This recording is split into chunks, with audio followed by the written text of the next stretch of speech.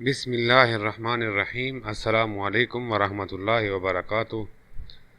حضرت ابن عباس رضی اللہ تعالی عنہما فرماتے ہیں کہ رسول اللہ صلی اللہ علیہ وآلہ وسلم نے فرمایا کہ معراج کی رات میں نے پاکیزہ خوشبو محسوس کی تو میں نے پوچھا، اے جبرائیل علیہ السلام، یہ عمدہ خوشبو کیسی ہے؟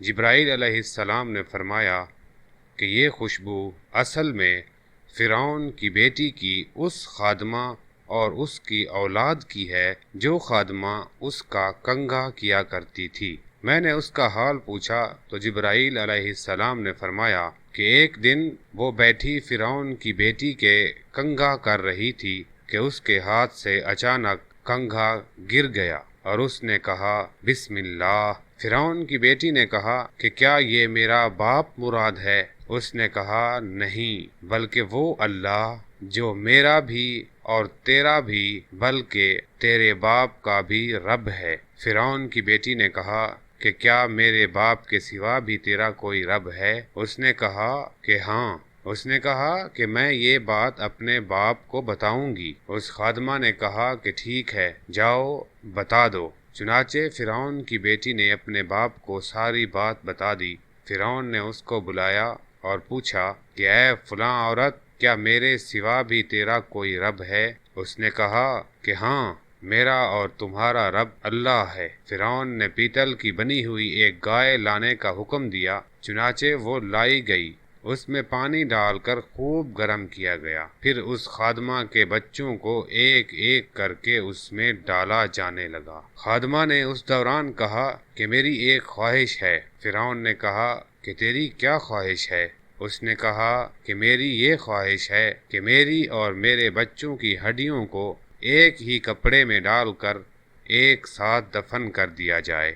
فرعون نے کہا کہ ٹھیک ہے، تیری یہ آرزو پوری کر دی جائے گی۔ چنانچہ اس کے بچوں کو پیتل کی اس گائے کے اندر برابر ڈالا جاتا رہا، یہاں تک کہ اس کے شیرخوار بچے کی نوبت آئی تو ماں اس کی وجہ سے بے ہمت ہونے لگی، تو بچے نے کہا کہ اے ماں، مجھے بھی ڈال دو، کیونکہ دنیا کا عذاب آخرت کے عذاب کے مقابلے میں بہت ہلکا ہے۔ یہ واقعہ امام احمد رحمۃ اللہ علیہ کی کتاب میں اور الطبرانی فی الکبیر کی کتاب اور ابن حبان کی کتاب سے لیا گیا ہے۔ اس سے ثابت کیا ہوتا ہے؟ اس سے ثابت یہ ہوتا ہے کہ جب فتنہ اور آزمائش کا دور ہو تو صبر اور ثابت قدمی دکھانی چاہیے۔ نمبر 2، بدلہ عمل کی جنس میں سے ہے۔ اور نمبر 3، جو شخص اپنے دین پر قائم رہتا ہے اور اللہ تعالیٰ کے حکم کے مقابلے میں کسی ملامت گر کی ملامت سے نہیں ڈرتا، اس کو اللہ تعالیٰ اجر عظیم عطا کیا کرتے ہیں، جیسا کہ اللہ تعالیٰ کا ارشاد ہے، انما یوفی الصابرون اجرہم بغیر حساب، یعنی صبر کرنے والوں کو بے حساب پورا اجر دیا جائے گا۔ نمبر 4، معلوم ہوا کہ سرکش اور ظالم آدمی سے ایسے امر کا مطالبہ کرنا جائز ہے جس میں اس کی مصلحت موجود ہو، جس طرح اس عورت نے فرعون سے یہ مطالبہ کیا کہ اس کی اور اس کے بچوں کی ہڈیاں اور ان کی راکھ کو ایک ہی جگہ میں دفن کیا جائے۔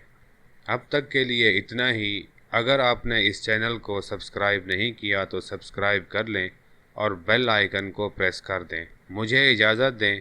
اللہ حافظ۔